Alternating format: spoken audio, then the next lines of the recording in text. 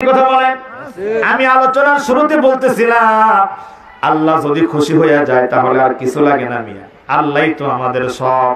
ওই আল্লাহরে খুশি করতে চাই। আল্লাহর খুশি রেজাবন্দি যদি আমাদের অর্জন হয়ে যায় আমাদের জীবন ধন্য হয়ে যাবে। সুবহানাল্লাহ। ধন্য আমি ধন্য শুধুই তোমারই জন্য। ঠিক কিনা বলেন? ধন্য আমি ধন্য শুধুই তোমারই জন্য।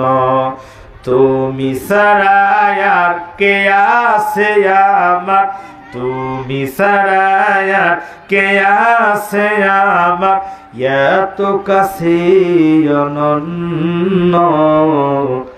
ধন্য আমি ধন্য শুধুই আল্লাহরই জন্য।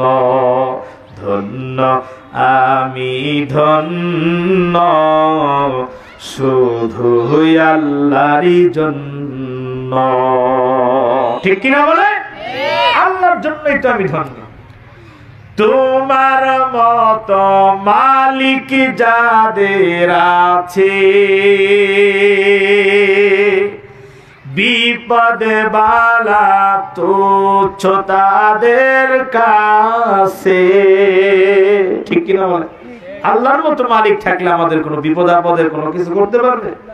তোমার মত মালিক যাদের আছে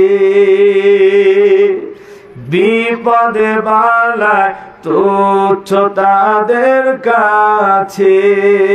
তুমি আসো যা তার কাছে, তুমি আসো যা তার কাছে, যা কিছু সবই নগণ্য। ধন্য আমি ধন্য শুধুই তোমারই জন্য।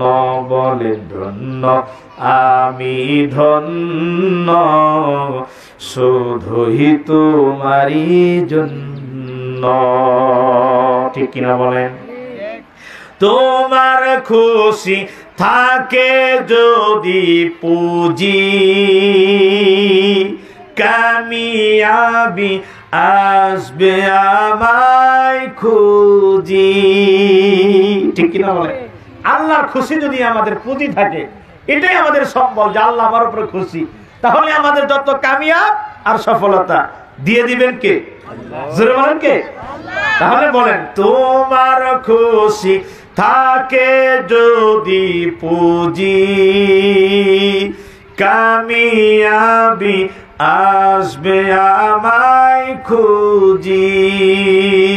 তুমি যাকে চাও দ্বার খুলে দাও, তুমি যাকে চাও দ্বার খুলে দাও, বাগিচা বনিয়ারণ্য।